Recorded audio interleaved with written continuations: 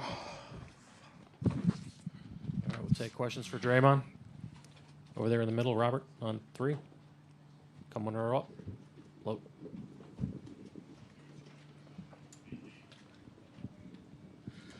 Draymond, Robert Littell, BSO. What does this say about this team, the fact that you guys went through all of this and still was able to get it to a Game 6? You know, how do you feel about your teammates, about the team, the 5-year journey, and just kind of encapsulating all of that into, you know, what's happening right now?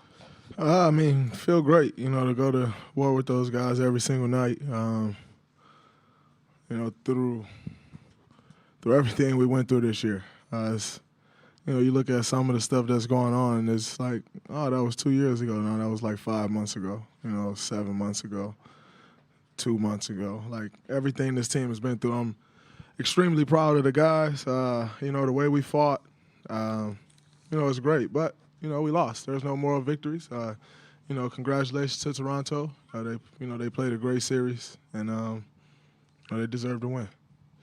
Nick, back here on the left. Draymond, Nick Friedel, ESPN. Just following up on that, how much solace are you guys able to take now and maybe in the months ahead at the way in which you fought in these last few games, as shorthanded as you were with KD and Clay and everybody battling injuries?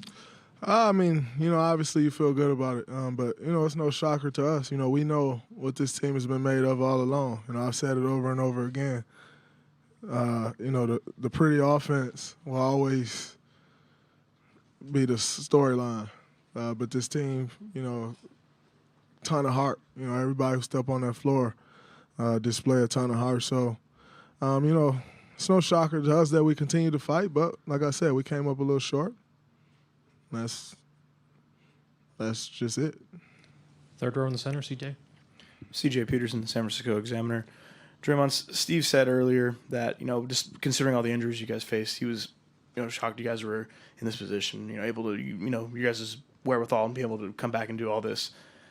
Considering all that, do you guys think you guys maybe left some opportunities out there, like 8 missed free throws, obviously the shot at the end of the game where Steph didn't hit it? Do you guys think you guys maybe left some stuff out there tonight? No, I think every game you leave something out there. You know, I don't think anyone leaves any game and feel like you did everything you could have possibly done to the T. You know, that's just a part of what, you know, the game that we play. Obviously, the missed free throws, you know, they usually come back and bite you. And they probably did, but there were several things that went on throughout the course of this game,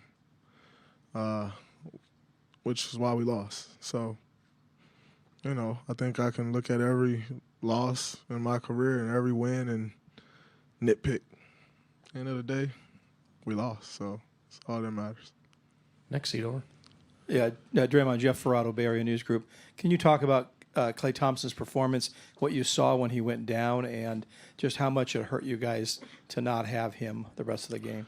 Oh, I mean, well, you know, without Klay, it's tough. You know, it takes some shooting off the floor, you know, so spacing is not quite there. Obviously one of our best defenders, you know, and probably the guy that got the most heart on his team. You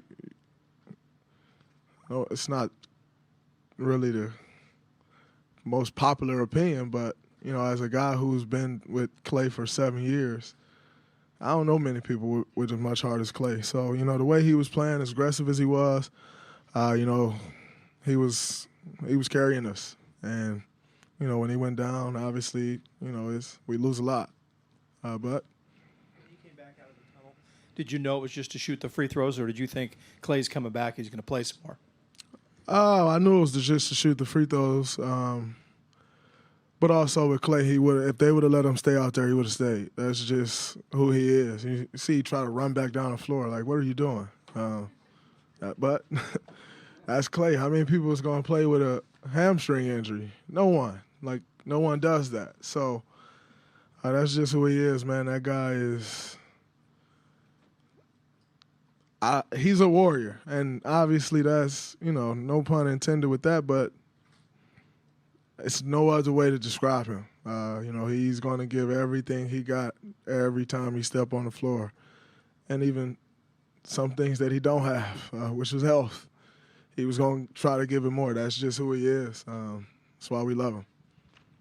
Steve on the right side, fourth row. Steve Ashburner, NBA.com. There's been an end-of-the-run air to a lot of the coverage and discussion even tonight.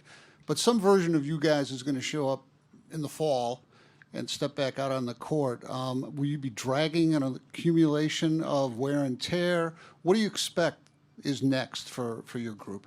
Yeah, I think everybody thinks it's kind of end of us. That's just not smart. We not done yet. We lost this year. Clearly, just wasn't our year. But it's how the cookie crumbles sometimes. But yeah, I hear a lot of that noise. It's the end of a run and all that jazz. I don't see it happening though. We'll be back. Final two questions in the front and then in the back here. Draymond, Trista Crick, USA Today. Just to go back on Clay, I don't know. I'd just be curious to know if you know this. Did you know he was doing jumping jacks in the tunnel and trying to run back and forth? No, I didn't, but it does not shock me one bit. Clay he's crazy, to say the least. He loved to play basketball, and no matter what he's got, he's going to try to be out there on the floor. So it's not shocking at all. And I'm sure he tried to get back out there on the floor, and they just would not let him. And so, it sucks. Obviously, we're praying that everything is okay. But that's a tough one. Last question, back right. Hey, Draymond, Rick Tittle with 95.7 The Game and Sports Byline. Knowing that if you got another T, you were going to miss potential Game 7, did you adjust your game at all? Was it on your mind, or did you just play the same you always do? No, it wasn't on my mind. I'm not an idiot. I know that I can't get another T, so I'm not really going to flirt that line.